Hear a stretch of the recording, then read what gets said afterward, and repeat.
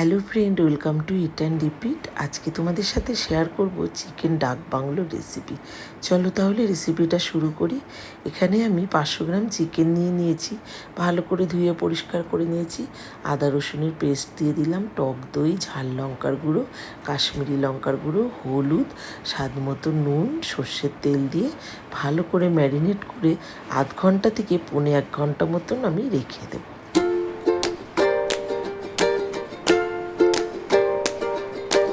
তারপরে এদিকে দেখো আমি কড়াইতে সর্ষের তেল নিয়ে নিলাম, কয়েক টুকরো আলু ভাজা করে নিচ্ছি, একটু নুন দিয়ে আলুটাকে ভাজা করে নিচ্ছি। যখন একটু আধা ভাজা হয়ে আসবে সেই সময় কিন্তু হলুদটাকে দিতে হবে।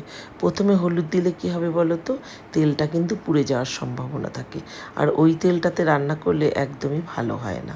তারপরে যাই হোক আলু ভাজাগুলোকে তুলে নিচ্ছি। 3টে ডিম সেদ্ধ করে নিয়েছি, ডাক বাংলোতে ডিমটা তো দিতেই হয়, তার 3টে ডিম সেদ্ধ করে নিচ্ছি। ডিমগুলোকেও ভাজা করে তুলে নিচ্ছি। ডিমগুলো মাঝখান দিয়ে আমি একটু চিড়ে চিড়ে নিয়েছি, তাহলে ডিমটা খেতে বেশ ভালো লাগে।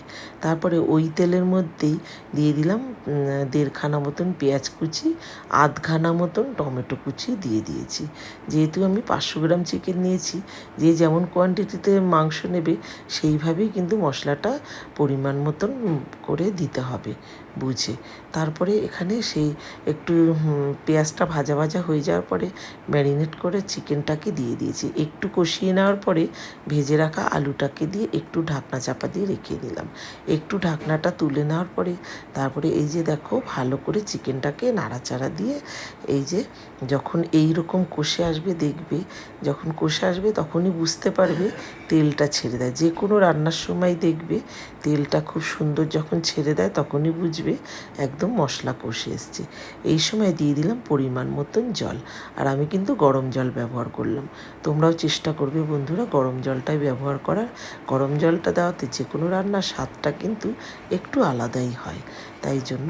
তা এই যে আমার চিকেনটা কিন্তু প্রায় রান্না হয়ে গেছে। চলো একটা শুকনো মশলা বানিয়ে নিই। এখানে 1 চামচি মতন ধনে, 1/2 চামচি জিরে, এলাচ, লবঙ্গ, দারচিনি, একটুখানি জায়ফল, একটুখানি জয়িত্রী, 2টো শুকনো লঙ্কা দিয়ে একটু হালকা ভেজে নিলাম। তারপরে দেখো এখানে কিন্তু গোলমরিচও দিতে পারো, তবে আমার কাছে গোটা গোলমরিচটা নেই, গুঁড়ো গোলমরিচ আছে, সেটা আমি রান্নাতে অলরেডি দিয়ে দিয়েছিলাম। সেটা তোমাদের সাথে ভিডিওটা তোলা হয়নি, তাই দেখানো হয়নি। তারপরে দেখো রান্নাটা হয়ে আসার পরে ডিমটাকে দিয়ে দিলাম, তারপরে ওই মশলাটাকে গুঁড়ো করে দিয়ে দিলাম। এটাই কিন্তু ডাক বাংলোর মেন উপকরণ, এই মশলাটাই, তাতেই কিন্তু স্বাদটা একদম আলাদা হয়ে যায়। তারপরে এই যে রান্না কিন্তু প্রায় হয়ে গেছে। তা চলো আজকের ডাক বাংলো রেসিপিটা তোমাদের কেমন লাগলো, চিকেন ডাক বাংলো রেসিপিটা কেমন লাগলো তোমাদের অবশ্যই জানিও। ভালো লাগলে লাইক শেয়ার করে দিও, চ্যানেলটাকে সাবস্ক্রাইব করে দিও। ফেসবুক থেকে যদি দেখো পেজটিকে ফলো করে আমার পাশে থেকো। 2টো কাঁচা লঙ্কাও লাস্টে দিয়ে দিলাম, এটা একদমই অপশনাল, চাইলে দিও না চাইলে না দিলেও হবে। চলো তাহলে পরিবেশন করে নিই।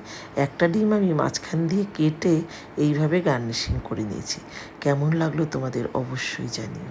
ভালো লাগলে একবার করে নিও। যে কোনো রেসিপি আজকাল সবাই জানো, তবে যারা নতুন রাঁধুনি তাদের জন্য ভীষণ কার্যকরী, তাই তাদের বলছি একবার কিন্তু বাড়িতে অবশ্যই এইভাবে ট্রাই করে দেখো।